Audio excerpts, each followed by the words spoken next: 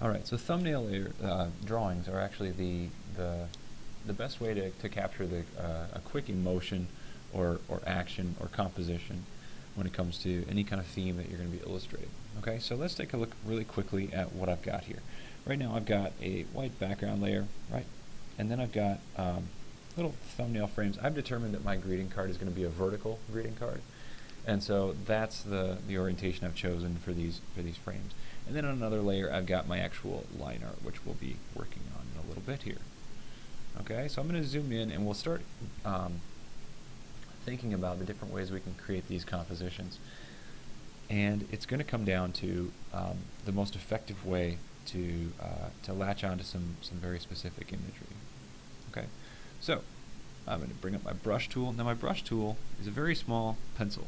Okay, it's only 2 pixels. I've got my my thumbnails I like to keep a little bit smaller. I'm using this one here. This is a 25.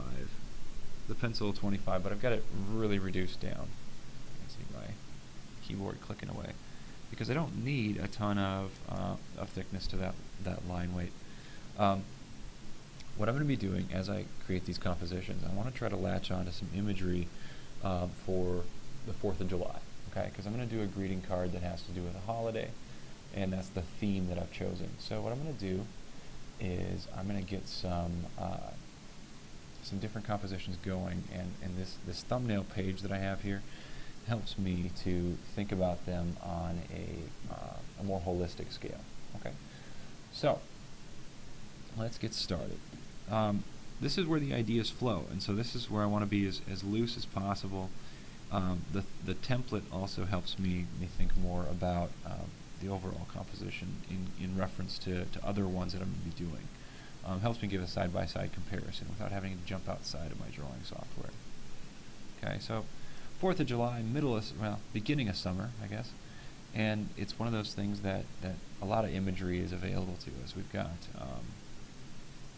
got maybe more fireworks imagery, we've got more patriotic imagery, we've got snow cones, all sorts of crazy summer stuff that we could start to use to convey the idea of the 4th of July or summer or Independence Day. And so that's what I'm going to do. I'm just going to kind of explore some of those themes here. Right? I've got kind of a quick shorthand that I use for characters, especially cartoon characters. They all tend to have similar proportions for me. I don't tend to branch out a ton when it comes to character for these types of assignments for greeting cards and things like that. I have kind of a template that I go on. If I have to be on model for a client who's got an already established character, that's one thing. But this is sort of my storyboard shorthand.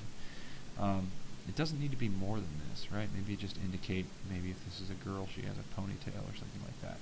But I don't need anything more than that. And then that gets the idea across of like, maybe I got fireworks up in the sky, so I've got a couple of those going up. And maybe that's my thumbnail. That's the first one. Okay. The next thing, I'm moving on to the next one, and that was real time. I was really sketching there. It wasn't sped up on the video or anything. It's really quick. All right. So as soon as my video catches up with the actions that I'm doing in Photoshop here, we'll be good to go.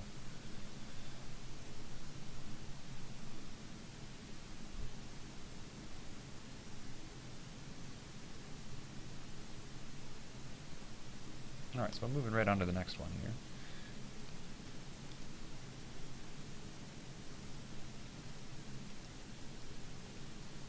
Now, for some reason, I like the idea of this hill. I'm just going to keep that for now. And we're just going to explore a little bit more. I like the pencil tool that Photoshop CS6 has. You can make a pencil tool really easily. There are lots of tutorials on different Photoshop brushes and how to use them, how to make them. And so if you're not super familiar, there are a lot of resources out there. Honestly, quicker than me going through a video on it would be just to search on YouTube. There are tons and tons of free resources out there, and you'll get exactly what you want. Then you can look around and see. One of the things that I find that's helpful about YouTube tutorials is that you get to pick and choose. The thing that I don't like about them is they tend to make you think you're following some sort of recipe, right? A recipe for success. If I get the right pencil, then my art will be good. Well, no, not necessarily. Um, the right tool is important, but it doesn't make the artist, right? A good artist can use anything to accomplish what they need to. All right, so I'm going to try to move this just a little bit more again. We've got two figures standing foreground. Maybe we've got like a valley down here. I don't know. I'm from Minnesota, so I think of lakes when I think of the summertime, and I think of fireworks.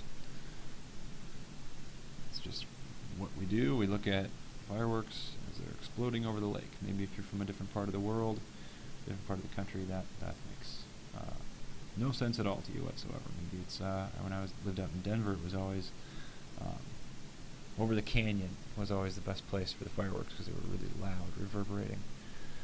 Okay, so I've got two thumbnails down. I haven't spent a whole lot of time doing them. Let's take a look at what else we can do here. I want to make sure that we feature a character too.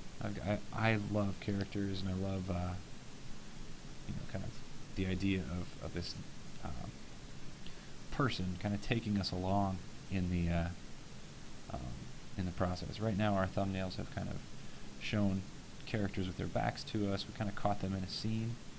This one, I'm going to do a little bit more of a character facing the camera, facing the viewer, and maybe I don't like that pose. This is the best part. You get to change things. I don't want the hand on the hip either. It's just not as dynamic.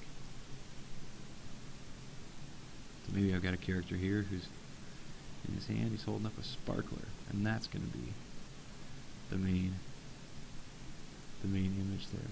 Okay. So these thumbnails, hopefully you're seeing now, they're not taking a long time. So I'm asking for 12 to 20 of them, but you're really not spending a ton of time on these things. You're just trying out some different compositions. And actually, when I take a look at this one, the great thing about drawing digitally is you can make changes really quickly. And I don't like the feel of this one. It's just too crowded. I want to give a little bit more room to the scenery, and so I want to bring it down a little bit. Okay, so one of the things that's important is to make sure that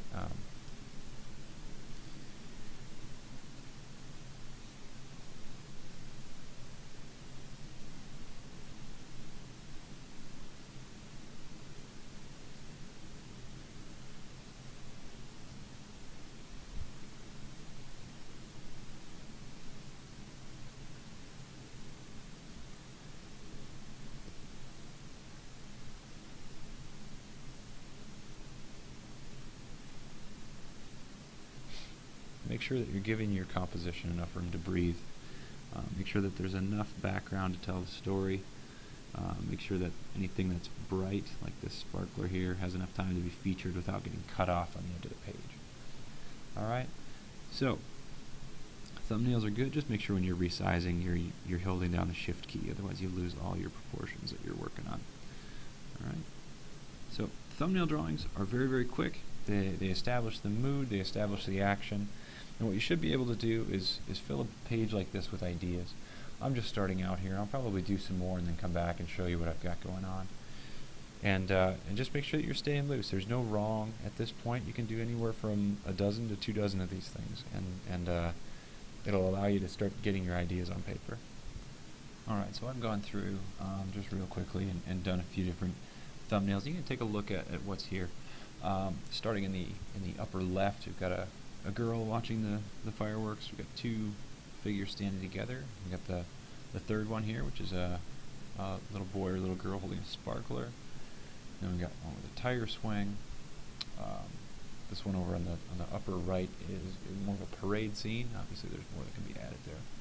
But you can take a look through the whole thing and see that there's a lot of different themes and a lot of different takes on the visual images that we're exploring here. Again, this is only 10. If I did 10 more, I might do variations on these themes, or I might try to find something a little bit different. But at this point, it's kind of time to reevaluate and see which ones you like to be able to move on and move into some other areas.